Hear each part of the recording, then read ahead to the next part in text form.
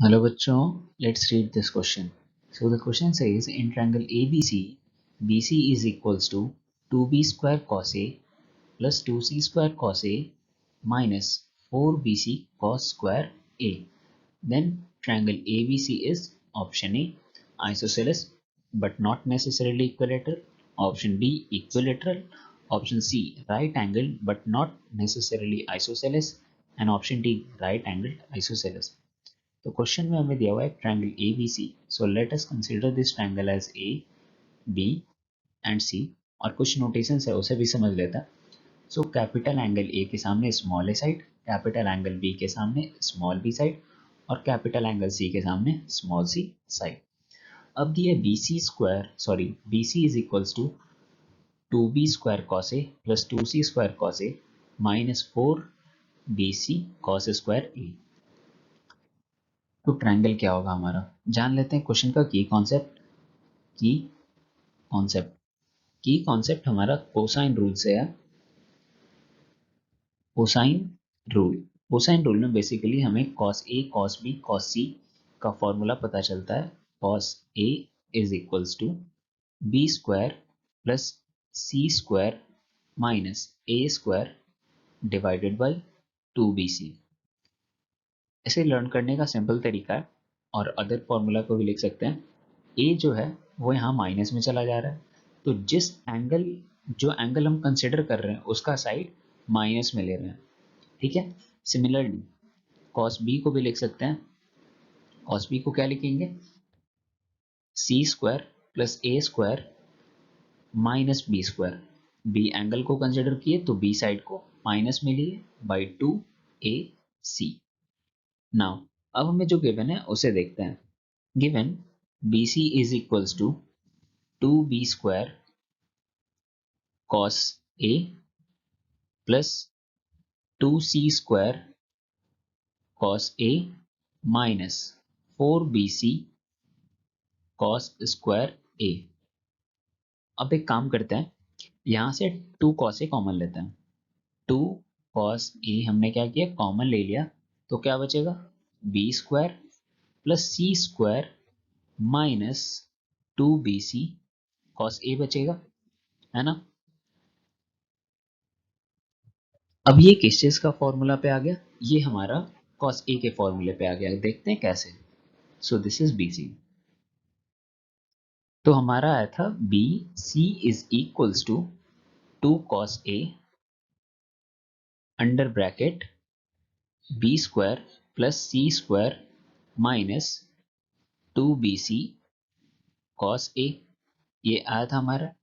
थोड़ा अगर सॉल्व करें cos A को हम क्या लिख सकते हैं, b square plus C square minus of a square divided by 2bc. तो यहां से ए स्क्वायर को क्या लिख सकते हैं, ए स्क्वायर विल बी 2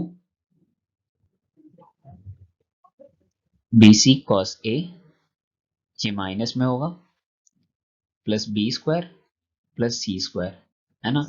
तो यहाँ पे हम इनके जगह ये लिख सकते हैं, BC is equals to what, 2 cos A into A square. इस ए स्क्वायर को डिनोमिनेटर में भेजते हैं LHS में.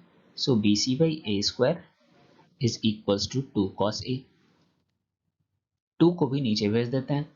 So BC is equals to 2A square cos A. From here cos A की वैल्यू सब्सटीट्यूट कर देता है. BC by 2A square is equals to, we can write B square plus C square minus of A square divided by 2BC. यहाँ से 2 cancel होगा और cross multiply कर लेते हैं.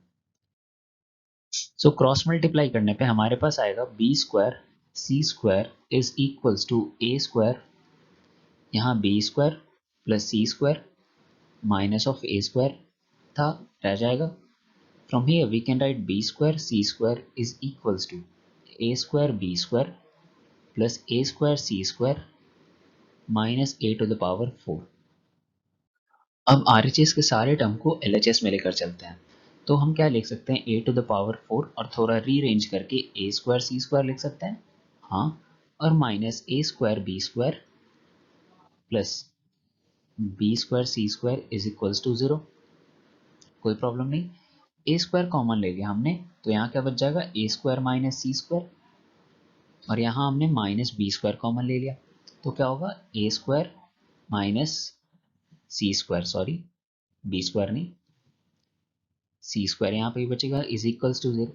यहाँ से हमें मिला A square minus C square और क्या, A square minus B square is equals to 0। अब इसे थोड़ा ब्रेक करके लिखेंगे। तो हमें दो कंडीशन मिला था, A square minus B square into A square minus C square is equals to 0। यहाँ से क्या लिख सकते हैं हम, A square minus B square is equals to 0 और A square minus C square is equals to 0। यहाँ से a plus B into A minus B is equals to 0, और यहाँ से हम क्या लिख सकते हैं, और a plus C into A minus C is equals to 0। अगर यहाँ पे देखें तो a is equal to B आएगा, और एक और कंडीशन आ सकता है, और a is equals to minus B, but this doesn't make any sense, है ना, क्योंकि ये a और b क्या है, लेंथ है, और एक लेंथ बोल रहा है a जो है वो माइनस बी के इक्वल है, so this is not possible. और अगर दूसरे में देखें, let me write it more clearly, और यहाँ पे भी हमारा वही होगा, a is equal to C आएगा और a is equal to minus C आएगा। तो ये जो कंडीशन है a is equal to minus C और a is equal to minus B, इन दोनों का कोई सेंस नहीं बोल रहा है, क्योंकि यहाँ ये बेसिकली ये कंडीशन बोल कह रहा है कि एक डिस्टेंस दूसरे डिस्टेंस का नेगेटिव है, तो यहाँ पे ये वैलिड नहीं है। So a is equal to B और a is equal to C, हमें इन दोनों से देखना है। तो या तो a is equal to B होगा या तो a is equal to C होगा, दोनों एक साथ ट्रू नहीं होगा। अगर हम देखें ये ट्रायंगल a b और c है, ये स्मॉल ए साइड, ये स्मॉल बी साइड और ये स्मॉल सी साइड, तो a is equal to B होगा तो B C is equal to A C होगा, और a is equal to C होगा तो A B is equal to B C होगा। लेकिन दोनों एक साथ ट्रू नहीं है। लेकिन अगर हम देखें तो इन एनी कंडीशन दो साइड एक साथ इक्वल है। तो ये क्या हो गया, ये एक आइसोसेलेस ट्रायंगल हो गया, है ना। तो इसे लिख लेते हैं अच्छे से। So we can write a is equals to minus b and a is equals to minus c is not true, hence let me write more clearly, hence